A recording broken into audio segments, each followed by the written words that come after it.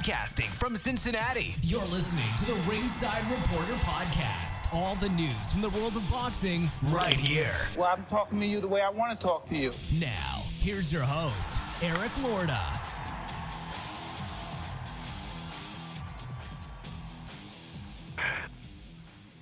And we are live. Welcome to the Ringside Reporter Show, where we talk about the latest boxing news. If it's related to boxing, we'll talk about it here. My name is Eric Lorda, and I'm here with my co-host, Ringside Robert, and England's adopted son, Joe Habib. And we have a great show for you today. And if you want to call and ask questions, you can call in right now at 323-870-3857. And I guess we'll be here till about 9 o'clock tonight. It just depends. We'll see. We'll see how late we're here tonight. But today, we're going to talk about the Tyson Fury and Deontay Wilder rematch. Is it set? We'll let you know. If it's not set, sounds like it's pretty close. And everybody listen up. We have another game of Beat the Beeb. Someone will step in and step up and test their knowledge against the Beeb. Beeb, are you excited? I'm excited, but I don't think anyone's going to step up, man. They're afraid of the Beeb. I agree. They're all afraid of the Beeb. A lot of people are afraid of the Beeb. That's very true. They run the other way when they see him coming. The Beebs. I get it. I've seen it happen. Lois will tell you. Lois will tell me. Your plastic doll talks. Enough. That's amazing. Enough with that. Don't insult her, please. I didn't know you were so sensitive when it comes to Lois topics. I don't know. Please. Not insult Lois. She's top level. She's top level. Your lady. All right, so let's start here with ESPN Plus. Nordine Oubaali versus Arthur Villanueva for the WBC bantamweight title. This was pretty cool because I got to watch it. I put my virtual reality glasses on and watched it that way on ESPN Plus. It was pretty neat. Big screen. It's pretty cool. If you guys don't have it, you guys got to check it out. Oubbaali wins via 6th-round TKO over Arthur Villanueva. The fight was all Oubbaali, who pressed the action from start to finish. He looked really good here. He looked really strong. He's got a really good defense for somebody who just comes forward often. I mean, he doesn't really get hit flush too many times. He blocks a lot of those shots. He moves his head right. He's got pretty good upper body movement, but he blocks a lot of those shots. And it really wasn't one shot from Oubbaali that did the damage. It was like an accumulation. It was the pressure, and that's what was really kind of like, wow. I mean, this was really interesting to watch him just completely break this guy down. He's going to be a difficult fighter for anyone to beat, and the end came at the end of the 6th round. Villanueva in his corner decided, hey, we can go fight another day, and that was it. I think the official time was actually 1 second of the 7th round, if I'm not mistaken, but it actually got waved off between rounds. So it's said that if Luis Nery gets by his next opponent, he'll be the mandatory for Oubbaali. What kind of fight is that, man? That is insane. And let's talk about that 118 division. Who do you got over there?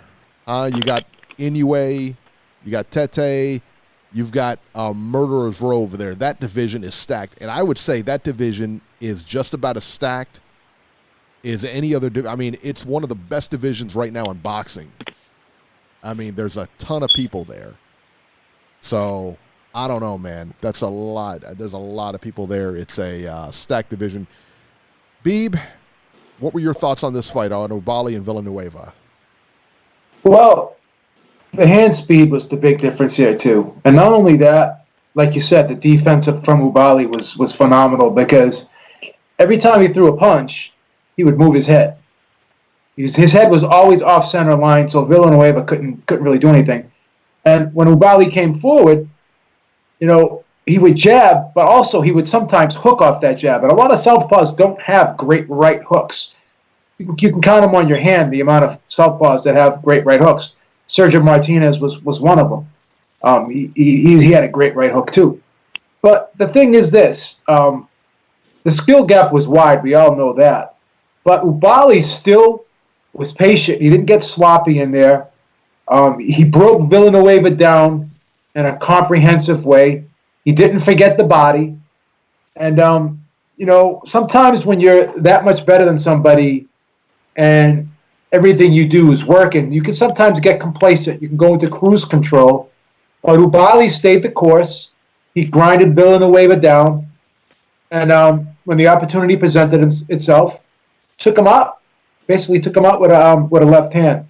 And I want to correct you on one thing. It was the 6th round because even though the round ended, for it to be the 7th round would have to start, and the 7th round doesn't start, so it goes down as TKO in the 6th. Like our RTD retired, whatever. That's what I thought too. Yeah. Yeah, because the 7th round has to start for it to be. Yeah. But sometimes I used to think that before too. It could get confusing sometimes. But Oubbaali is definitely a complete fighter. He's a guy that has athletic ability, he has power, he has speed, but he also has the technical abilities to go along with it. So he's very well-rounded. And when you have a guy like that who's well-rounded and doesn't have a ton of weaknesses, and doesn't make a lot of mistakes, and is able to capitalize on his opponent when they do make mistakes, he could be a dangerous out for anybody. And him and Inoue would be classic. It would be classic because his defense is so tight. His head movement and the fact that he can catch and shoot a lot with parrying shots and stuff like that. It would be interesting to see if Inoue could dissect this guy and get through. So that would be a great matchup. So 118 definitely is a good matchup. I think the Super Series had a couple. The World Boxing Super Series had. This is the second tournament they're having with the 118 class. Am I correct? So that itself will tell you that the division's stacked if they're going to have tournaments, like 2 tournaments in it already. I agree. Yeah, I mean, in such a short span of time. Look at this. We got for the WBC. We got Oubbaali. We got Neri. We got Quadras. Sor Rungvisai. Nonito Donaire. Inoue's in there. Tete's in there. Yeah. Casemiro is the WBO, one of the WBO champions as well. Yeah. Tete. Rigondeaux's in there. Emmanuel Rodriguez, who just got knocked out. Juan Carlos Payano, who's always a tough out. Yeah. It's just stacked. Jason Maloney's in there. A lot of solid guys in there. Yeah, it's just guys. Completely stacked. Yeah. I mean, how do you if you're, I tell you what, if you're at the top of the heap there, you got to be one of the best boxers in the world, no? One of the best, right? Yeah, I mean, if you're in the top, he's pound for pound the best, but give me another division that's stacked. Any of you guys out there in the chat, like, give me another division more stacked than a 118 right now. Might be able to argue middleweight. I could argue what else? Welterweight, but welterweight. I could argue welterweight. I was going to say either 147 or 126. 126? Yeah. Well, who do we got there? We got Leo Santa Cruz. We got Gary Russell Jr., who never fights. Scott Quigg, who's pretty much washed. Carl Frampton. Yeah, I know. Carl Frampton. Frampton. Shakur Stevenson. Kid Galahad. Josh Warrington, I guess, would be in there too. Oscar Valdez, I think, Valdez would be in there. Yeah, I still think 118 is super stacked. Oh, I agree, Eric. But, yeah, you got Thurman Pacquiao, Porter Spence, Garcia. Yeah, 147 is the one I would argue. 147, possibly 160. Let's go to 160. Okay. And see here. Joel Lopez says heavyweight. I wouldn't think heavyweight at all. There's very few prospects. Not yet. No, not yet. Think about it. Not yet. Think about it, because Tyson Fury, who's he got? They're all the big guys are running out of opponents. Let's see here. For 160, we got Alvarez, Charlo, Rob Brandt, Demetrius Andrade, Golovkin, Selesky, Derevyanchenko, Jacobs is still there. That's pretty stacked too. It's pretty stacked. Yeah. No, you make a very good case, Eric, for 118. A lot of those guys at 160 will probably eventually move up to 168. I know. Yep. Billy, Yeah. I know. Billy Joe Saunders. Didn't he win an IBO title at once? Oh, he's the WBO. Yeah, he's like the WBO or something like that. And I know Yeah, the that WBO 168-pound title. Yeah. Yeah, they were batting around the idea of him and Callum Smith fighting. Yeah. And that's another thing, man. That's a good fight. That's a really, really good fight. Surprised they can't get that one made. I am too. I It's like a natural. Yeah, Denise Ward says 147, 160, and 68 will be stacked in the future. I agree. I completely agree. I would argue 147 is stacked now. 168 is going to be a monster of a division in about a year. I think so too. Absolutely. Jacobs will go to 168. Yeah. Billy Joe Saunders will go to 168. Canelo's talking about. Canelo's not. He's not coming back down. That's what I'm hearing. Canelo and Golovkin will go up to 168. Yeah. So. And I think that. And of course, Golovkin, Canelo was talking about 175 too. So. Yeah. And I think with Golovkin, with Triple G, I think just given his age, it would be a better fit at 168. Yeah. He's having a hard time. Power translates up to 168 though. I think so. I don't know. I would suspect yes. Maybe. Manny Gatillo in the chat says, "Go Mexico, beat the USA tonight." All right, the Mexicans playing Mexico playing the USA tonight. But what about the U.S. women's team, man? Did you guys see that? Hey, we won today, 2-0, man. Yeah, 2-0. Please, Robbie. Smashed them. Rapinoe, hey, isn't Rapinoe from your hometown? You said, Robert. Absolutely. Yep. She's from right here locally, man. Anything she does around here makes local news. Look at that. Robert knows her personally. Please, knows her Robbie. personally. Yeah. Dude. Please, Robbie. Yep.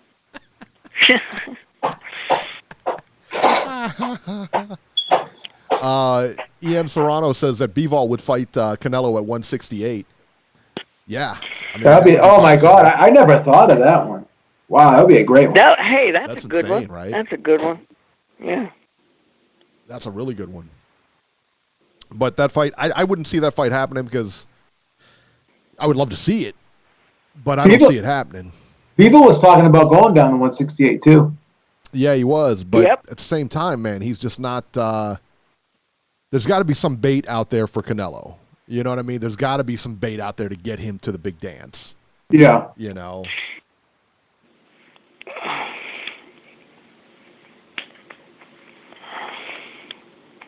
So there you go. My wife just texted me, can Robert introduce her to Rapinoe? Yeah, do you know Megan Rapinoe, Robert?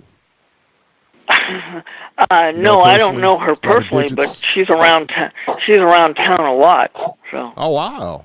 Wow, look at that. Please, Robbie. My wife wants to meet Megan Rapinoe, so there you go. Well, I'll see what I can do, Lisa. You'll see what I can do. That's right. Everybody, don't forget, give us a thumbs up. Everybody's out there, just make sure to give us a thumbs up and all that other good stuff. If you like what we're doing, if we're entertaining, if we're not entertaining, give us a thumbs up. It doesn't matter. We don't have to be entertaining to give a thumbs up, right? Huh? Come on. Hey, and where's my contestant for Beat the Beeb today? Who's going to call in and challenge today? Hey, the fight doctor did a good job the last time we had this. So come on, guys. He didn't win. Got smoked. But he didn't win. I light people up like Roman candles, baby. Like 4th of July Roman candles. Yeah, I know. I took it on the chin. Yeah, we gave Robert the test earlier, the questions earlier. And I sucked. You did. I didn't want to say that out loud, but you brought it up. And so you brought it up. You did. I'll freely admit it. I sucked. Yeah. All you guys talk so much shit in the chat, right? All you guys talk so much shit in the chat, but nobody wants to step up to the plate. Everyone step up. Everyone wants to dog the Beeb out when he makes his videos. Beeb, you're this, you're that, blah blah blah. Challenge the Beeb. Knock him down a peg or two. Knock him off the throne. I got the iron throne here. That's why I make so much noise back here sometimes when I move the iron throne. It freaking shatters the whole room. I tell you what, and this is, I try to give you guys opportunity. That's what I do best. I give people opportunity, right, Beeb? Right. We equal opportunity, man. That's right. And I gave Beeb, I gave you guys the opportunity by giving this to Beeb and letting him do it. Because you guys wouldn't want to take me on. That's a given. That would be child abuse, man. We'd have to freaking arrest them. Craziness. That would be like child abuse. Absolute craziness. We would have to lock them up, man. I mean, Coach C and Fight Off to wear you out, man. These guys would put you in a coma. What? No, we're on different levels. See, no. We got to protect you. What? We need you. Protect me? Are you kidding me? We need you.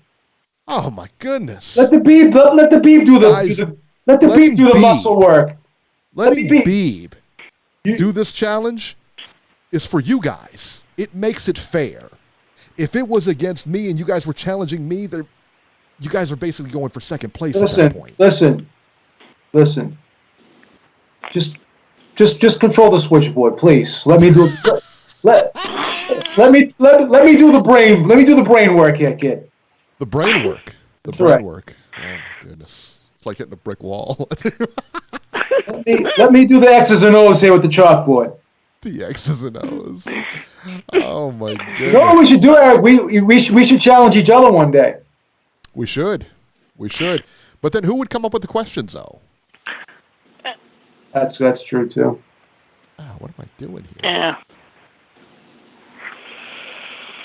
I had Oscar Valdez coming up. Did you see that on the switchboard? It said Oscar Valdez. Oscar Valdez. Yeah. I know. It says Oscar Valdez versus Jason Sanchez. I'm like, what am I doing here? Wow. Yeah. Screwing it up, Beeb. Screwing it up big time. You're getting scared, man. You're getting nervous. I did. I got nervous. I was like, challenge Beeb. We had a big holiday weekend. Got shook, man. Not everyone can walk. Shook. Not everyone can walk. Shook. Not everyone can walk the aisle, brother. Oh, that reminds me, guys. On a serious note. Please, Roddy. On a serious note, all our thoughts and prayers go out to the people of Southern California who suffered those two devastating earthquakes. Okay. Oh, I didn't hear about that. Wow, I'm sorry. Yeah, I heard about that. Thursday, That's crazy. Thursday, July 4th, they had a 6.4 down there, and Friday night they had a 7.1. So, and I know we have a few callers like Brian and Nacho and a few others that call in from there. So, hey, our thoughts and prayers need to be with those people. Yeah, and I saw Nacho in the chat. I think Nacho was in the chat, if I'm not mistaken. So hopefully, okay, everything's good. Well, I know Brian. I know Brian because of his area code is probably the one that is most affected. So. Oh, jeez. Brian. Yeah, my wife just texted me, said she could come up with the questions. I would let her. She doesn't know anything about boxing, so but she's something that's and everything like that. But she's a teacher, man. If you give her a topic. Teachers are great at doing research. Yeah, but she's not very good, you know. She's got a master's degree. Well, so do I. Eric, are you afraid? Too.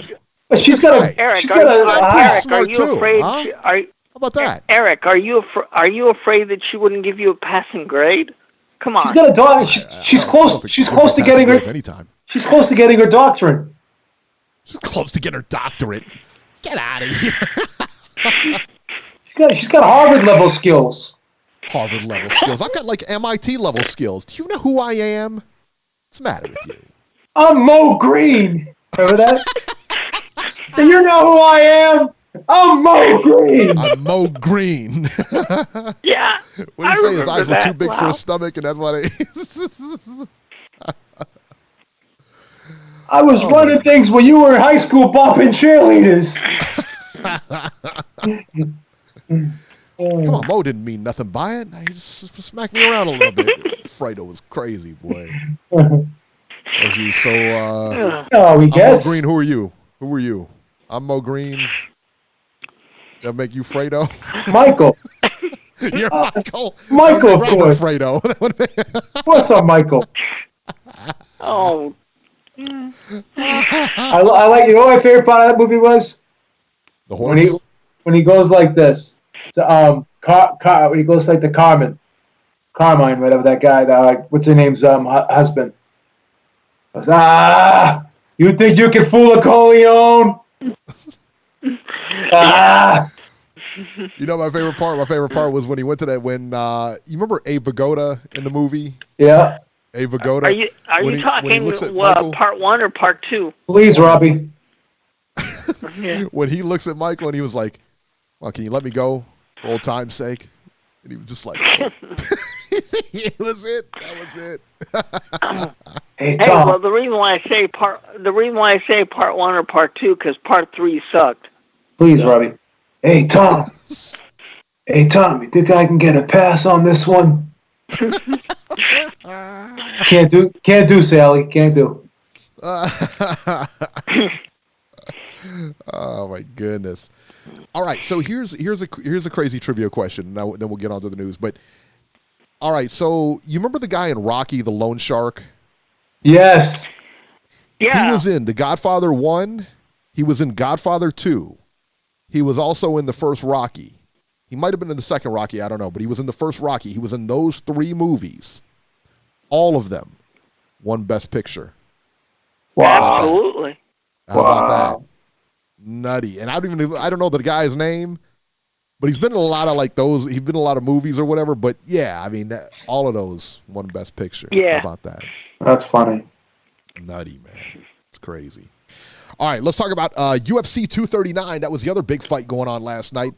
The reason we talk about UFC 239, other than the lack of boxing action out there, because it was a pretty big card. It's like their major event, like their major summer event every July. Yeah. Comes on International Fight Week and everything like that. John Jones took on Thiago Santos, and this was a real close fight, man. A little bit too close for comfort. I thought John Jones won. Judges did too, but it was a split decision. Yeah. So Jones beat Santos. Scores were 47-48 for each guy. Jones twice. And it looked like in the second round, man, Santos looked like he tweaked his knee or something. Yeah. But Jones pressed the action, definitely got touched up. He got touched up so bad he couldn't even walk out of the ring on his own last night. He had to be carried to the back because he couldn't walk. Santos leg kicked the snot out of him, son. I mean, he just smashed his leg. Holly Holm. Some of you guys may notice, maybe remember her name. Former boxer, former world champion, Holly Holm versus Amanda Nunes. Nunes knocked out Holly Holm in the first round with a picture-perfect leg kick. Wow. Right leg kick to the head. It was sick. Holly Holm was out, and she set her up perfectly, man. Holm went to kick. She lifted that right leg up and got smacked. Amanda Nunes, I'm going to say it right now. Amanda Nunes is the best female fighter ever. Not in MMA, not in boxing, best female fighter, period. End of sentence. It's done. She's the best one ever. She would beat if you take any boxer and put him in the cage, she murks him. There's no question about that. You think she could beat up Wonder Woman? Could she beat up Wonder Woman? Yeah. With the Is Wonder Woman allowed to use her lasso? Yes. What about Ronda Rousey, Eric? She beat Ronda Rousey. Destroy her? Yeah, she already beat Ronda Rousey. Please, Ronda. Knocked her out in the first round. That's right. No wonder why Ronda Rousey went to WWE. She beat Holly Holm. She beat Ronda Rousey. She beat Chris Cyborg, who was considered the best. Yep. And yeah, I think she could beat Wonder Woman. I really do. I think that if you put her in there, I think she beats Wonder Woman. Even if Wonder Woman uses a lasso, she's going to be hard to lasso, number one. Yeah. And number two, what is she going to lasso her upper body? Well, she can use her legs to work with then. Amanda Nunes can use the lasso against Wonder Woman. She can grab it and throw it on her. Absolutely. So there you go. So, yeah, I think so. I think she's the best ever. Okay. Best ever. And good role model, TBE. TBE. She's definitely TBE, man. Yeah. For sure. She's a nice person, too. She's a lot better role model than Lois, I'll tell you that. Please. keep it professional. All right, and let's talk about the fight of the night here. There was a lot of bad blood in this one, man. Jorge Masvidal versus Ben Askren. 5 seconds. It took just 5 seconds from Masvidal to finish Ben Askren. 5. Let that marinate for a minute. 5 seconds. There was a ton of bad blood in this one, man, and they were talking as soon as they got in the cage. They were yapping at each other and everything like that. The bell rang. Masvidal ran across the ring, literally sprinted across the ring, and hit Askren with a flying knee. As soon as the bell rang, he just sprinted over there. Boom. He was out on contact. Chris Smash. Out on contact. Chris Smash. It was insane. He fell down, was completely stiff. His legs were stiff. I mean, his body just stiffened up. And that was it, man. Ben Askren, by the way, was an undefeated fighter. Only a second fight in the UFC, though. Yeah. So, yeah. Oh, well, he ain't undefeated no more. You ain't lying. Thanks, Robbie.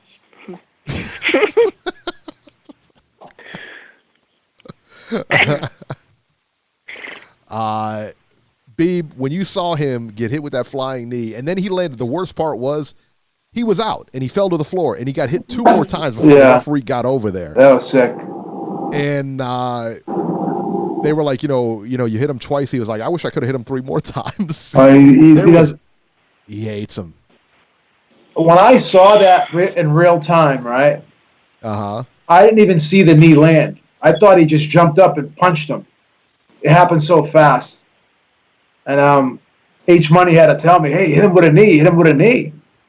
Yeah. And I didn't see it. And you know what's so crazy? When they jump up in the air like that, right, Eric? Mm-hmm. It's amazing how they're able to generate power when they're off their feet like that. You know what I'm saying? Like they're in midair, and I guess they must shift their hips up. I guess it's all hips, right? Well, kind of. Now you'll notice when he jumps up, he hits him with that knee. He's thrusting into you, and when you're mid-flight, that knee hits you. Like he jumps up and puts his knees up. So that's what he did. So he's pushing off the ground, the canvas, and that's where the momentum comes from. Making that jump and then smacking that knee right in the side of his head. Yeah. Yeah. So it's all one motion. Then basically. Right. It's not like he jumps up with his knees and then hits him. Yeah. And you wonder, you watch that and you're like, I mean, like as a boxing guy, you look at that like, how did they get caught with that? But it's real time. Well, here's the thing, though. If you notice, the guys that get caught with stuff like that are the wrestlers that try to shoot, try to take. And that's what he was going to do. Yeah, try to do a single leg or a double leg. The guys that are stand up fighters, that shit doesn't work against a stand up. Right. Yeah, that and like the Superman punches. Like when people like get hit with Superman punches, it baffles me too, because they're so telegraphed. I mean, they're so telegraphed when they get hit with that. It's like, I don't get that. But Ben Askren is so one-dimensional. With all due respect, no disrespect, no disrespect to him, but the blueprints are going to be out on him now. Yeah. Oh, for sure. Well, the thing is too, and E.M. Serrano said it best. Ben led with his head. He was looking for the takedown. Yeah. And as soon as he started running, that's the first thing. When he ran at him, the first thing that went off in Askren's mind was takedown. Just take him down. So he went. You could see him like he grabs his leg to try to shoot, and boom. I mean, you could see him like grabbing his legs in midair and just getting cracked. I mean, it was insane. Yeah. 5 seconds. And Askren talked a lot of trash. Kept calling the guy George. It's, and that's not his name. They kept just completely disrespectful, And after the fight, I mean, then, hey, he got a little disrespectful too. Masvidal got a little disrespectful, taunted him while he's on the ground, walked across the cage and just fell stiff like he looked like Askren was going to do an imitation of Askren falling down. Yeah. And I didn't like that either. I don't like that kind of stuff. Once it's over, once you knock him out, once the fight's over, it's over. You don't celebrate him when he's out cold, But, yeah.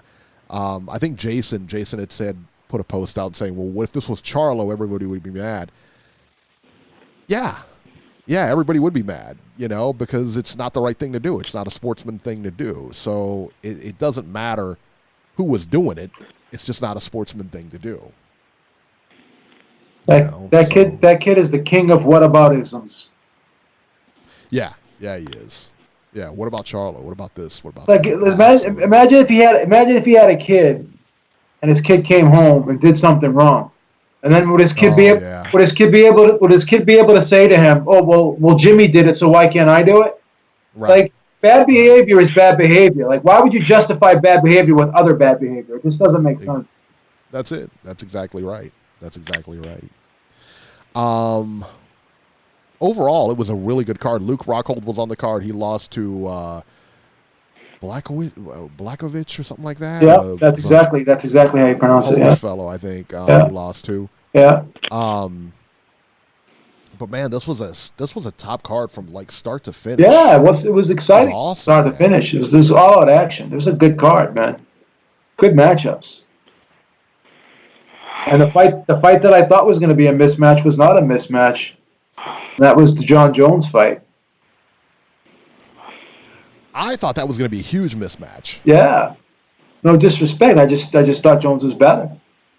Yeah. Well, I did too. I mean, I thought he won the fight. Did you think he won the fight? I thought he won. No, I scored it for him. I scored it 3-2, but when I was doing the live broadcast, I said, I don't know. That second round could have gone either way. You can make an argument, but I still think Jones won it. And I'm going to go back and look at the scorecards, and I'm wondering if one judge did give Santos the second round. Let me see if I can find the scorecards. Yeah, because it was a split decision, and one judge gave the fight to Santos. So I wonder what round he gave it to swing it to his favor. I'm gonna try to find the scorecards there. I don't know if they post them. Because that was like I said, man, that was one of those things that was like that I was actually pretty surprised about. I was surprised that it was a split decision. Yeah, I didn't think it was gonna be a split decision. I thought Jones was gonna get a unanimous decision win. Yeah. So there you go. All right, let's talk about the upcoming fights here.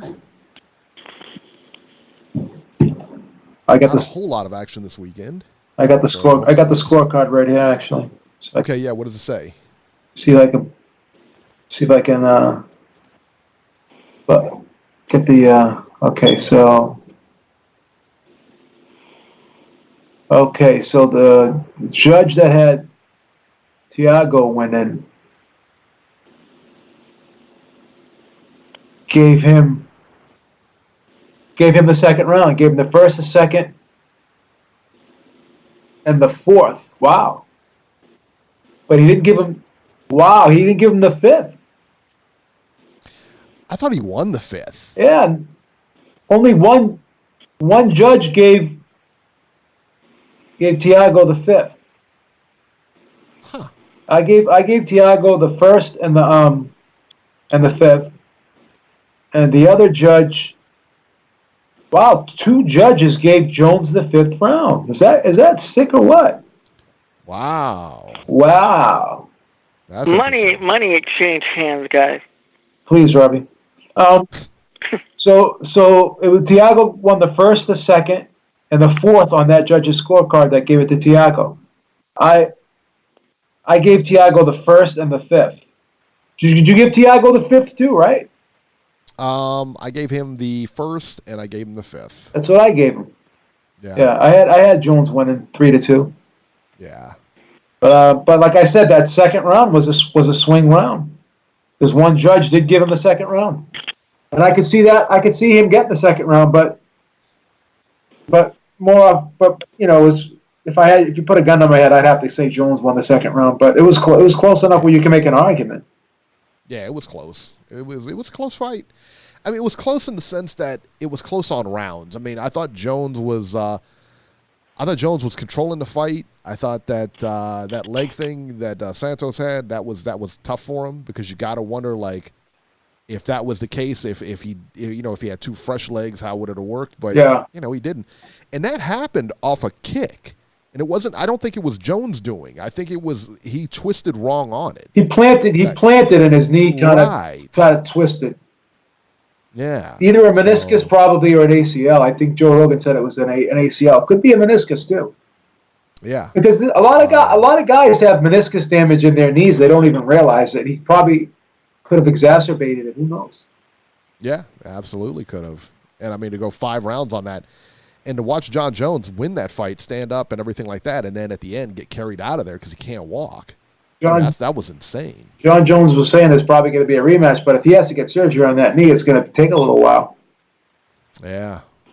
Not going to happen. It's not going to happen right away. No, they were talking about him moving up to heavyweight to fight DC or Stipe, the winner of that one. But, yeah, man, that's not you can't underestimate the guy in front of you, man. That's for sure.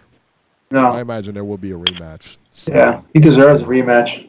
He absolutely does. Yeah. He for sure does.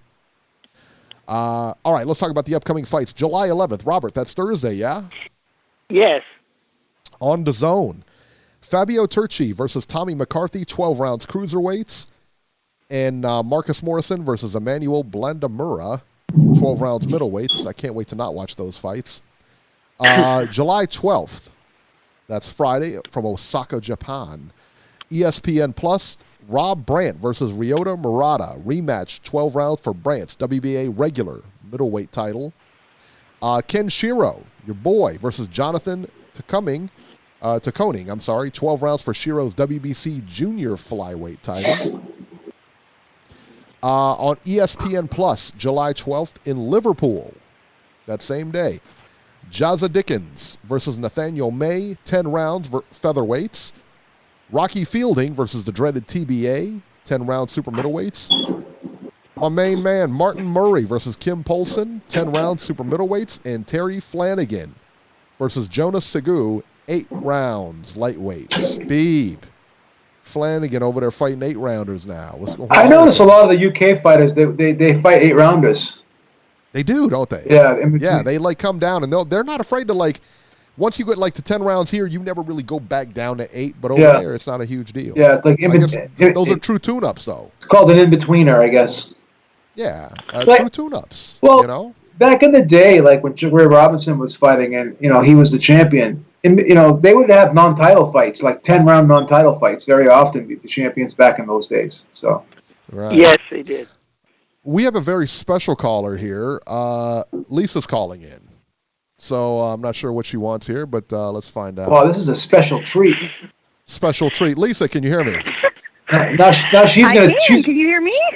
She's going to take you to school like everyone else. Go ahead, Lisa.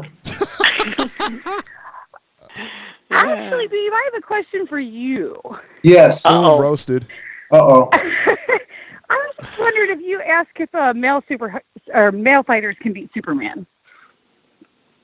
Can male fighters? I think I have said that before. You know what? What is this in regards to? This is because you asked if Amanda Nunes could beat Wonder Woman. She wants to know. Yeah, that's exactly what it's in regards to. Right. She wants to know why you would. Right. One time I scream out of this, Beeb. One time I did ask if a fighter could beat up Godzilla. Who was that, Beeb? Because I don't seem to remember that. I think it was Mike Tyson at one point when I was younger. I said, I think this guy could beat up Godzilla. When you were younger? Yeah. When you were younger, that's what you asked. Yep. Robert, do you believe that? You've known Beeb for a long time. Yeah, I could believe he'd ask that question. But I thought that was a compliment. I thought that was a compliment. I thought that was a compliment. Huh.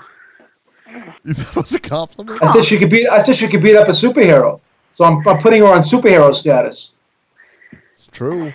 It's very true. I'm just saying, women are fighting pretty hard for our sports to be taken seriously. Yes, they are. I mean, look at the soccer team. They took the U.S. to court.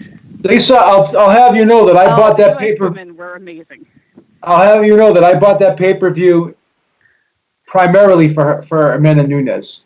That was the most anticipated fight on the card, in my opinion. What Beeb told me? Could have easily been. The show went on. Could have easily been. Told me, Lisa, could have easily been the main event. He said that he purchased it because he liked the way Amanda Nunes looked in her bathing suit. That's what he said. Those are his words, not mine. That's what he said. Babe, I'm pretty sure that's you, honey. Yeah. That sounds like something you would say. Lisa, Not pretty me. well. Lisa, Definitely not. See where his mind is, because Amanda Nunes wasn't even like wearing a bathing suit the whole time during the weigh-in, during the whole press junket. She wasn't wearing a bathing suit. He was envisioning that in his head. That's why I was so shocked that Beeb came up with the dirty thoughts in his mind. Envision. See now, he's thinking when he looks at female fighters, he envisions them in bathing suits. Eric, you're digging yourself quite a hole here. How horrible is that? That's pretty bad. You know, we got the soccer team fighting for equal pay, and Beeb's over there comparing, just stupid scenarios like Wonder Woman and everything like that. You Beeb, you should be ashamed of yourself right now. And you answered the question, though, didn't you, goofball? You should be ashamed. Well, I didn't want to bring the show to a halt. What was I supposed to do? Lisa, isn't he guilty? Is he guilty for answering the question? How am I guilty? He should have shut the question down if he didn't like it. I was kind of hoping for better from you, Beeb. Yeah. I mean, I know him. I was hoping you're better. Right. She knows about me. I mean, I didn't think that would be offensive. If that's offensive, I'd have to retract the statement then. Say it. I retract. I retract the statement. Say it. I retract the statement. Yeah. I don't want to alienate. I don't want to alienate our female fan base. That's right. That's absolutely right. There you go. I mean, there's at least me. That's right. That's right. That's right. And Denise Ward's out there. Denise Ward's in the chat. So Denise Ward, yeah. Well, look at that. See? I got him to retract it, sweetie. Huh? Oh, you're a hero, babe. Right? But you notice how he didn't retract the bikini statement, though, did he? Because I didn't make the bikini statement. I didn't make the statement. That was the worst. That was the worst. Made the statement. That was the worst form of chauvinistic behavior that you could. It sickens me. That you could ever display. It sickens me.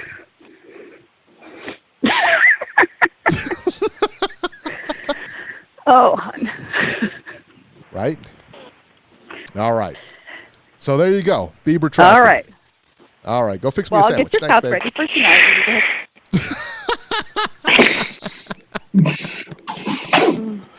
That was easy. That was easy, right?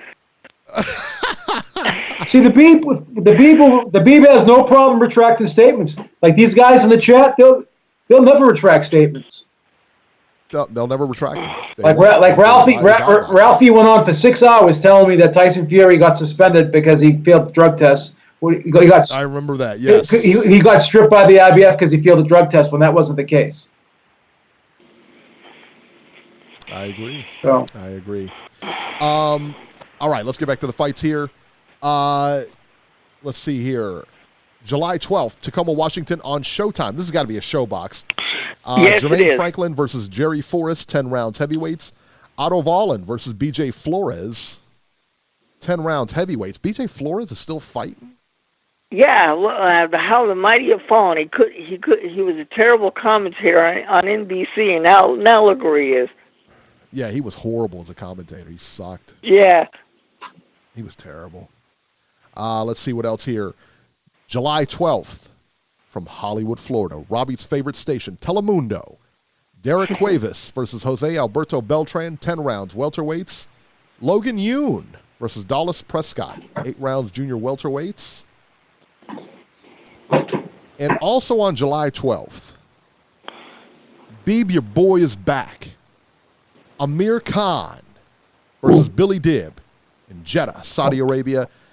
Interesting thing here, and it's actually a pretty good card. So we got Amir Khan versus Billy Dibb, Huey Fury versus Sam Peter. Yeah, Sam Peter's still fighting. Wow. Prince Patel versus Michelle Banquez. Wow. And Dave Penalosa versus Lorado Lamini.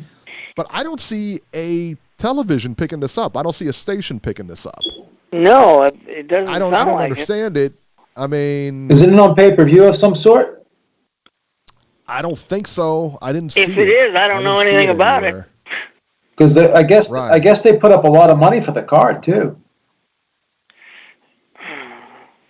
Wow. Yeah, if it's in Jeddah, they put up some money. Yeah. Amir Khan going from Terrence Crawford to Billy Dibb. Okay. Dibb's your boy. Riding or dying with Billy Dibb, son. I feel bad, man. Billy did. He got hurt his last fight. He shouldn't even be fighting. No, he didn't look great. Shouldn't even be fighting. That's why they gave him to Amir Khan. July 13th. Billy Dibb was a featherweight not too long ago. Yeah. Can you imagine that? That's insane. That's insane. Shakur Stevenson from Newark, New Jersey on ESPN. Shakur Stevenson versus Alberto Guevara. His opponent has changed about 3 or 4 times, man. The guys are getting hurt. They're pulling out, whatever.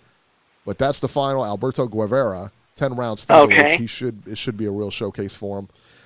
Joshua Greer versus Nikolai Potapov, 12 rounds, an IBF bantamweight eliminator. Overall, it doesn't look like a great card. No. So, I don't know. We'll see. July 13th in London on ESPN Plus. There's a gaggle of boxing this weekend, so they're definitely making up for this weekend. Yeah. Daniel Dubois versus Nathan Gorman. Beeb, I'm thinking about a live cast on this one. Yeah, I'm gonna do a live cast on that one. I'm thinking about a live cast on that one, man. That's a fight right there. That's gonna be huge. That's gonna be a huge fight, son. It's gonna be bigger than my Kid Galahad one. Oh, let's not get crazy. Let's not get crazy now. Oh, you don't think it's gonna be bigger than that one? Yeah, I think it's gonna be bigger than that one. Is that? Yeah, man. I tell you what. Did you on Twitter that I saw that Kid Galahad post is going nuts, right? Yeah, I saw it. Yeah, I was shocked. Yeah, they put a clip of our video in there and everything. Yeah, I should say Beeb's video, but that was yeah. No, our video. We're a team. That was fucking nuts. All these people actually thought Warrington won that fight. Son, you're out of your mind. No. I could barely give Warrington rounds in that fight. I gave him. I like Warrington. I'm a fan of Warrington. I gave him 4 rounds, but I thought I was being generous. You were definitely being generous.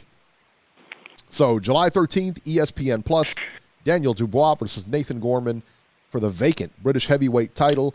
We're gonna have to go live for this one too, man. Joe Joyce on the undercard versus. We have to go these 2 double header right here. We'll do it. Your man Joe Joyce, I cannot stand. Versus Bryant Jennings, 12 rounds heavyweights. Let me tell you what, man. I don't like Joe Joyce because they hype him up. I don't like Joe Joyce because he can't fight. I don't like Joe Joyce because he hasn't fought anybody and he wants title shots.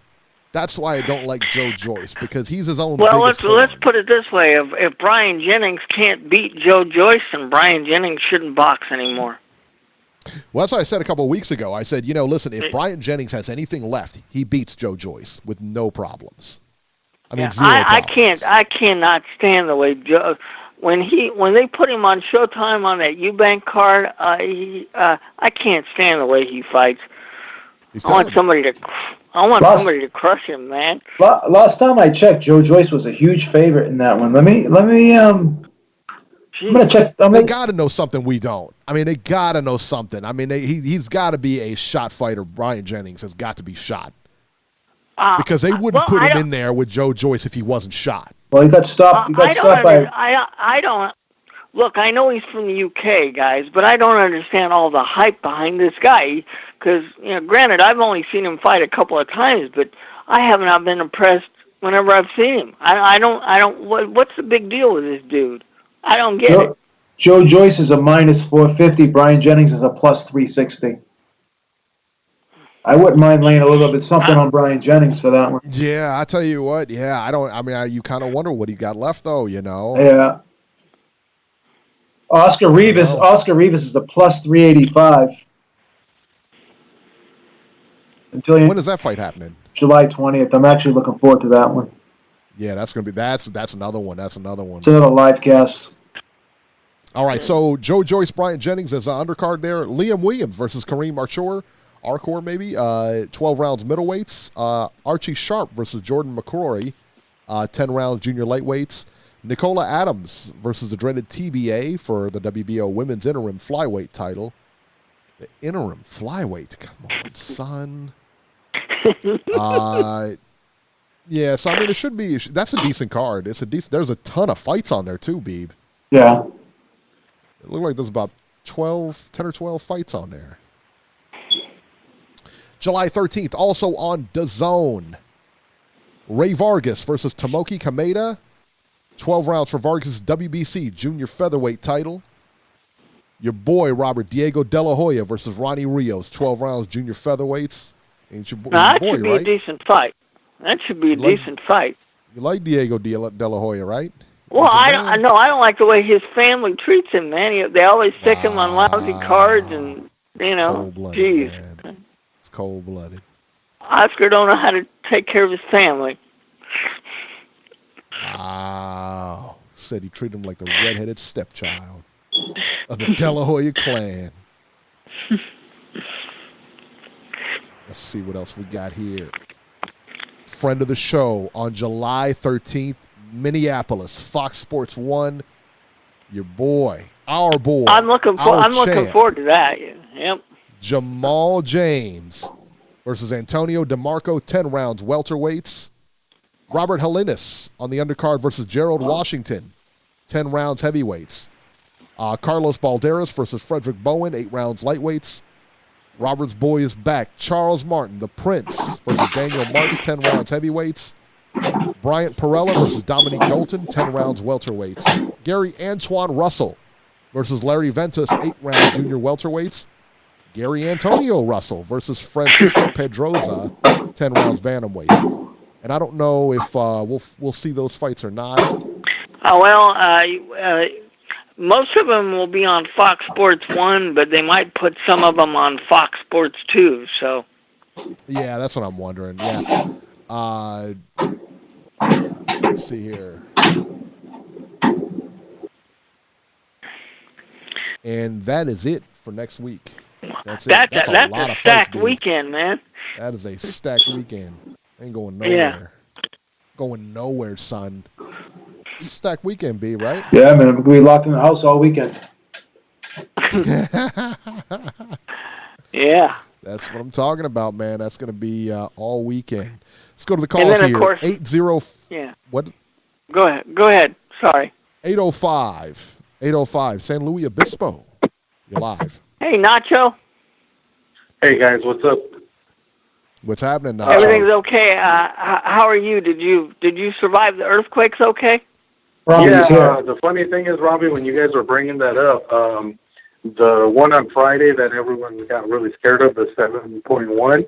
Yeah. I was actually outside, and I never even felt the damn thing.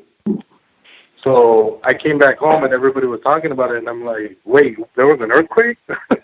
Like, I don't know what happened, but I didn't feel anything. Like, I didn't feel like any buildings moving or anything where I was at, and it was just really bizarre. You saw those guys playing baseball, didn't you?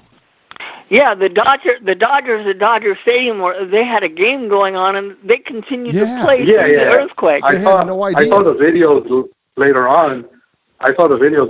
But at the moment that it happened, I'm telling you, I was outside walking somewhere, and I never felt anything. So that's why I was kind of like surprised when I saw on the news that there was an earthquake, and I was like, what the hell? So, yeah, it was just really weird, but I didn't feel it. So, but yeah, I mean, everything's fine up here where I live in the 805. Nothing. Okay. You okay? You okay, Nacho? Everything's straight? Everything's straight? Yeah. All right. Yeah, everything's good, Beeb. All right. So, yeah, it's good. Just really quick, since there wasn't a whole lot of fights this weekend, but I did get to see the Oubbaali one. I thought he did what he had to do, taking apart Villanueva, who every time he's stepped up, he's never been exactly he's never risen to the occasion. He's always lost to guys like Neri, a couple other fighters that he lost to McJoe Arroyo, I think, as well. So I wasn't surprised that Oubbaali took him apart as easily as he did. And you could see after about the 4th or 5th round that as long as Oubbaali kept doing what he was doing, Villanueva had no answers. Like, he made no adjustments. He didn't do anything to try to change the tide of the fight or anything. So I wasn't surprised that he quit. You could just see that he had no answers for Oubbaali. So, I mean, Oubbaali won, and that's good. He called out, the winner of the Donaire and Nuri fight, and he called out Neri. So hopefully one of those fights does happen sooner rather than later, because it'd be nice to get some unification then at 118, and hopefully Teddy will be healed and back in the ring soon as well. And then I know you guys didn't talk about it, but there was an interesting fight that took place in Germany that I got to see on the stream. There's this kid from South Africa who was who is an up-and-coming prospect named Salani Mbenge, and he was an undefeated welterweight. He beat Diego Chavez and he beat Miguel Vasquez recently. So he went out to Germany to take on another undefeated prospect named Sebastian Formella, and it actually ended up being a pretty decent fight. So if you guys get a chance to go on YouTube and find it, you should check it out, because Mbenge was being kind of talked about as possibly being brought over to contend as another, name in the division, but he ended up losing in a really close but really, entertaining fight against Formella. So I was surprised because Mbenge was kind of being hyped up because he had a lot of knockouts, and he had stopped both Miguel Vasquez and Diego Chavez. So that was I was thinking he was just going to go in there and get this guy Formella out, but he didn't. So that was really surprising. But I think he's going to be a player at 47. They just got to get him back in the win column soon. And I have a question for Beeb. I don't know if Beeb's seen it. I've been seeing lately on Twitter, Beeb, that some people have been tweeting that no date and venue has been picked yet for Wilder Ortiz too, but Fury keeps telling the media that he's scheduled to fight Wilder in February 2020. So when the hell is Ortiz Wilder 2 supposed to happen? Yeah, I keep hearing it was supposed to be in September, but I don't know if that's changed. It's got to happen soon. Yeah, but they're not. Because Fury's supposed to be. Fury said he was going to fight him February 22nd. Yeah. So we'll see what happens. Yeah. Well, we don't know if Fury's telling the truth either. Yeah, you got to take that with a grain of salt, because Fury says a lot of. Fury will work you too. He says a lot of things. Right. Yeah, that's very true. Also, guys, I don't know if you guys got to see the video making the rounds on Twitter of this guy who's an undefeated welterweight posting a video of him sparring Teofimo Lopez about 5-6 years ago. I heard that was a while ago. Yeah, because they said in the video Lopez was 15 and he's 21 now, so it was like 6 years ago. Yeah, but it was pretty. And not only that, you got to take it with a grain because it's sparring. I mean, in sparring, sometimes you're asked to mimic certain styles, sometimes styles that you're maybe not as comfortable with as you fight as your own, and you're giving the other guy work. Maybe. I mean, it's not like it's all not. I mean, if you put any stock into sparring session where I got the best of them in sparring, I mean, that's just silly. Nobody does. I mean. No, man, come on. Nobody takes that stuff seriously. But the video was pretty interesting because it was the guy that sparred Teofimo that put it up. But also, too, it was interesting because after the first couple of rounds, Teofimo pretty much starts to kick his ass, and the guy gets so upset that he's getting his butt kicked that he ends up doing like a WWE move to throw Teofimo off of him. He suplexed him. Like, wow. He suplexed him. Yeah, like, what the hell is that? Yeah. Yeah, right. Like, that. Like, I just found that ridiculous. It's like, I don't understand these guys posting these videos on social media. It's like, I always thought Twitter was there. I mean, I always thought sparring was supposed to be private and, one of those things where camps keep it in-house so that, guys aren't, like, putting stuff out there. But nowadays, it just seems like these fighters just don't give a damn, and they just start putting stuff out just randomly just to, like, try to humiliate or embarrass another fighter, and that's just stupid. I've never understood that. But Trying to get a fight. Yeah, trying to get that's paid. weird. That's all it is. Yeah. You know. And just real quick, the cards all you guys mentioned right now, I'm going to go to the one at the StubHub, the Vargas Kameda. So hopefully that fight and the undercard fights was pretty good. So that one should be entertaining to watch. But I definitely am going to record the Fox Sports one because I want to see what Jamal James does against Antonio DeMarco, who is almost the same size as him. So it'll be interesting to see a guy as big as Jamal James to see what kind of a test he provides him in that fight. The thing I don't understand is why the hell does PBC keep giving Gerald Washington TV slots? Like, that guy's proven that he's not an entertaining fighter to watch. I don't know. Yeah, it's hilarious. Jason. Jason's in charge of PBC. Yeah, well, yeah, that's true. I think Jamal James. I think Jamal James will pass that test, Nacho. I don't expect there to be too many problems. Yeah, I agree, Beeb. I think if he's the real deal, which I think he is, he should be DeMarco. But DeMarco did beat one of their undefeated prospects recently, Eddie Ramirez. So who knows? You just never know. So we'll see what happens. All right, guys. Well, that's all I got. I know you guys probably got other people on the line. Hang on a minute, Nacho. Yeah. Hang on a minute, Nacho. You're a proud Mexican, correct? Mm-hmm. You're a proud Mexican warrior.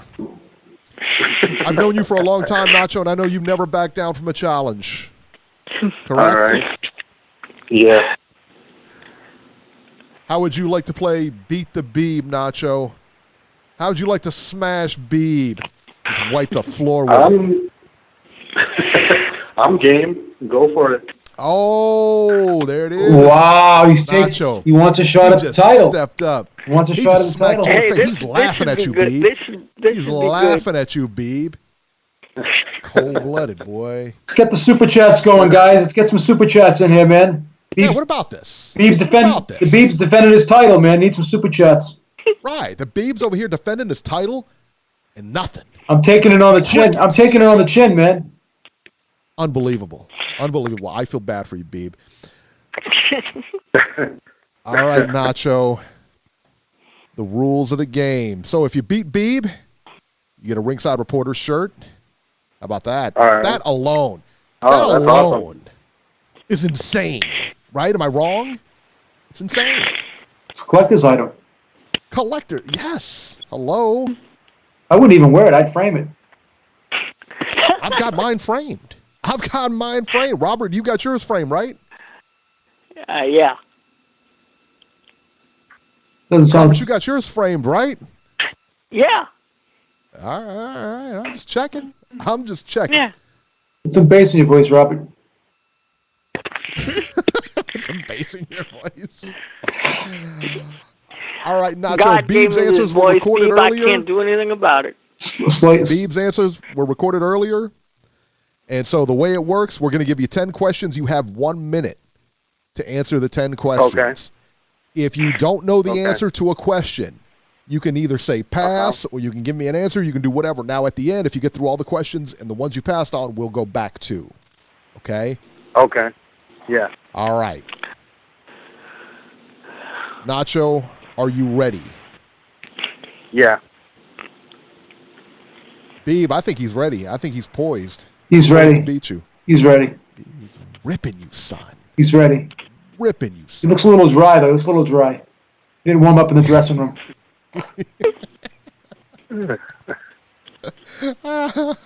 Oh, my goodness. Everybody in the chat is behind you, Nacho.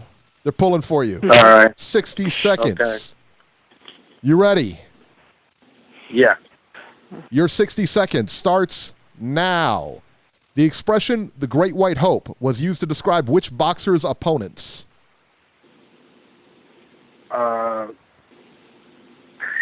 Jerry Cooney. Who was the undisputed heavyweight champion before Mike Tyson? Larry Holmes. What weight is a flyweight? 112.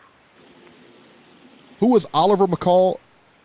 Pass that. I'm going to give that to you. I just gave the answer. What boxer defeated Chris Eubank Sr. twice?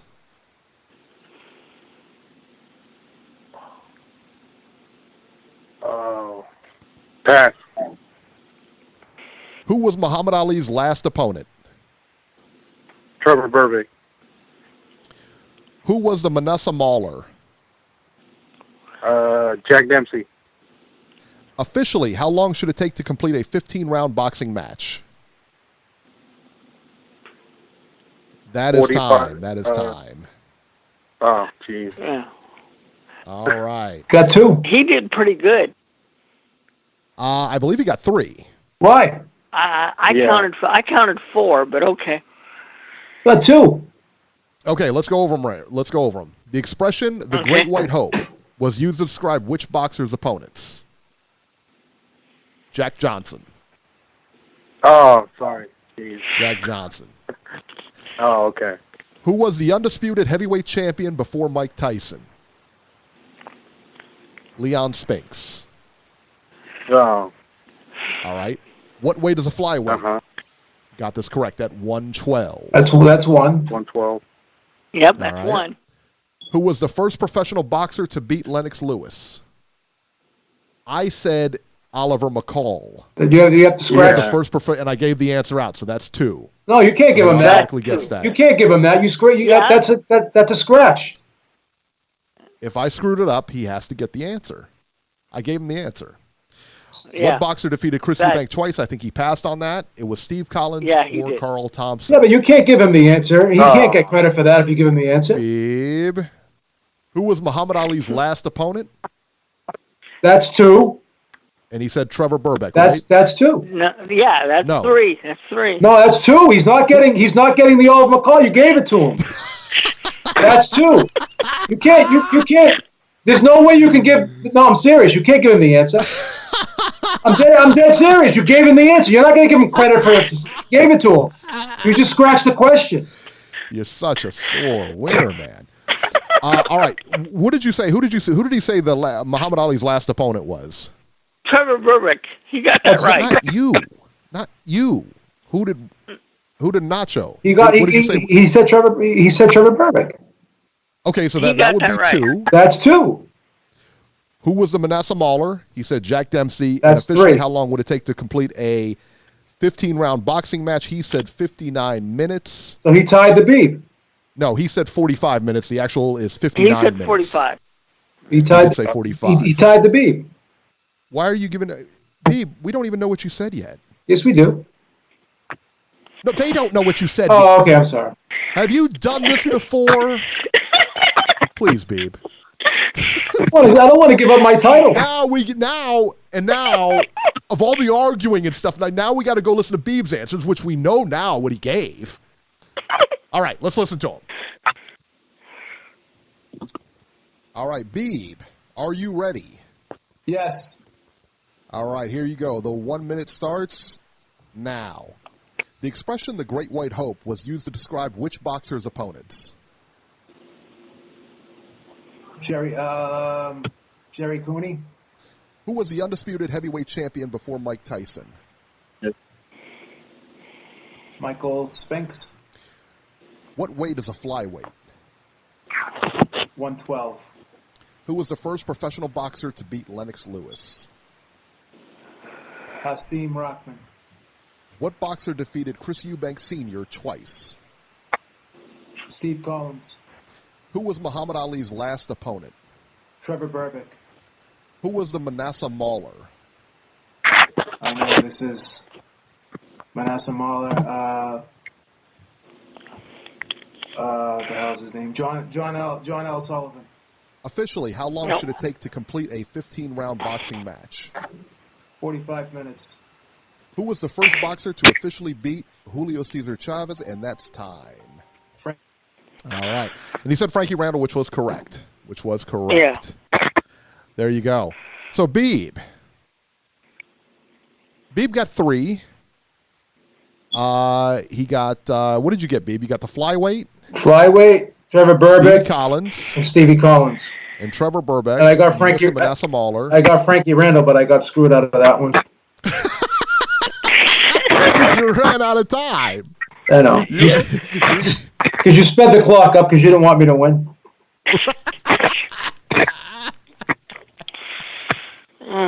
I'm going to send him a T-shirt. I'm going to send him a T-shirt because it was a draw. I don't think it was a draw. I think Nacho won here. How did he win?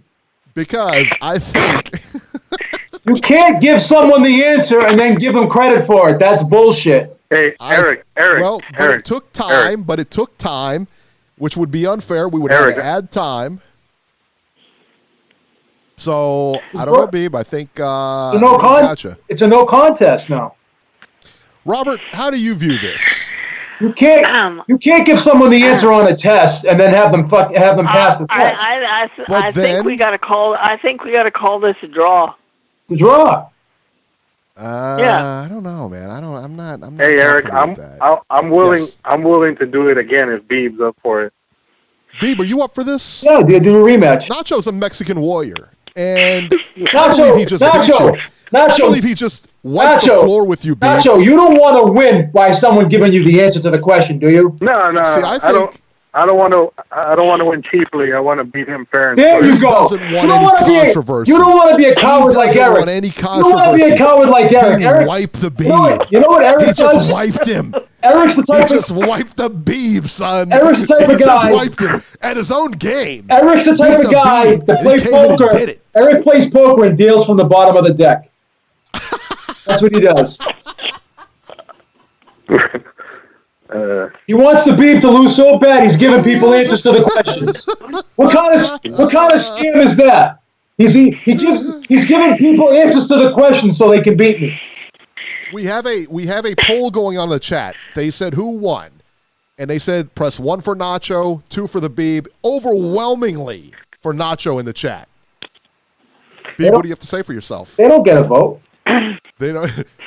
Well, they're our audience. Of course, they get a vote. This isn't a democracy. Of course they do. So you can vote if the Celtics beat the Spurs 112 to 111. Can the crowd vote on who won? No, but the official can. And in this case, I am the official, no? You're not the official. How am I not the official? You're a lackey. You gave him the answer. You couldn't even do your job. You gave him the answer before you asked the question. Clearly, I mean, it was a pretty clear win for Nacho. We're gonna have someone else. Being We're gonna have someone else. We're gonna have to have someone else being answer the ultimate sportsman. because you can't answer the question. You can't ask the question again. We're gonna have someone else ask the questions because you can't do your job again. I wiped Beeb once. I can absolutely wipe him again. Hey, you wiped Beeb's ass. That's about it. It's what he said. He just wiped you. Completely wiped the floor. Gave Nacho the answer to the question. Let that sink in. Insane. That's a conspiracy. Beeb, he didn't do that on purpose, my God. I think he did. No. It's okay, Eric. I'm willing to do the rematch. I don't want to win it. I don't want to win the cheap way. It's okay. I'm willing to do the rematch. That's Nacho, fine. you know what? I respect you because he doesn't want to win the cheap way, and that is what a true warrior says. Not like Beeb. He doesn't complain about the outcome. He just says, hey, let's do it again. I want to be beaten fair and square. I think you were. I think you were beaten again fair and square. This is the equivalent of having a wrestling match. Wait a minute. This is the equivalent of having a wrestling match, right? I get on top of Nacho. I'm getting ready to pin him. And then some outside interference comes in and they start kicking me in the head and knock me off him. That's what Eric did to me just now. He's the outside interference to this. I demand that this gets wiped from the record, the slate. This is a no decision because Eric cheated. Well, Nacho's exercising his rematch clause. Nacho, yeah, I'll definitely do that. Nacho, congratulations, though. You did a great job. Oh, thanks. Okay. I'm impressed. I think Eric's frozen. Yeah, he just all of a sudden left. Nacho, you still on? Yeah, Nacho's here. Yeah, we can hear you. Yeah. Hello? Oh, there we are. Yeah. That's what happens when you cheat, Eric, see?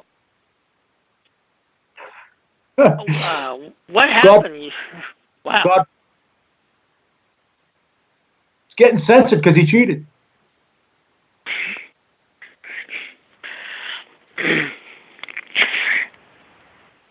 He sounds like he's talking in a box now. Please, Robbie.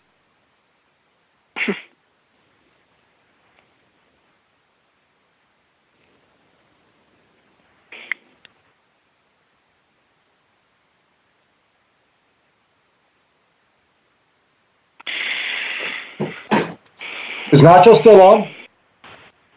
Yeah. Yeah, I'm still here. So you got your audio, but you just lost your camera. Wow.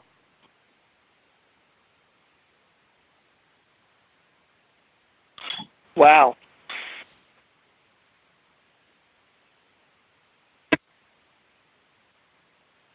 All right. All right. Thanks. All right. Thanks. Thank you, Yeah, I'll call Nacho. in next week for my rematch. Thanks. Okay. Thank you, Nacho.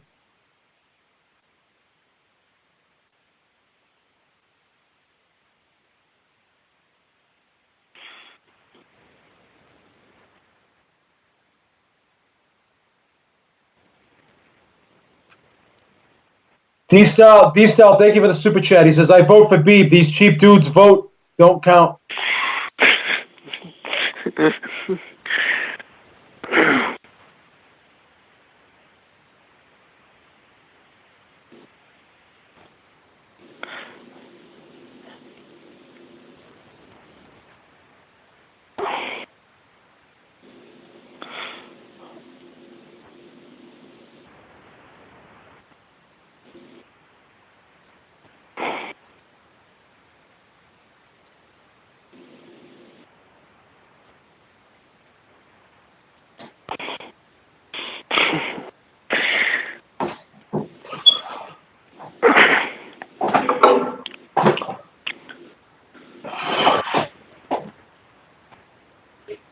No.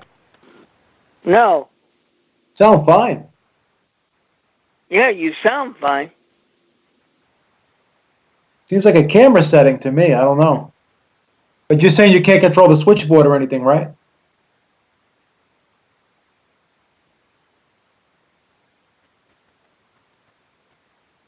Speakers, right? Yeah. I got you. Oh, they can't hear you in the chat. Yeah.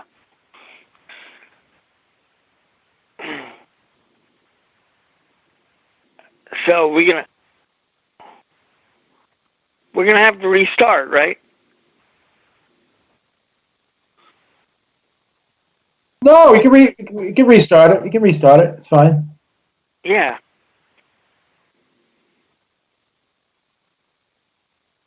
They can't hear anything, but I'll write it.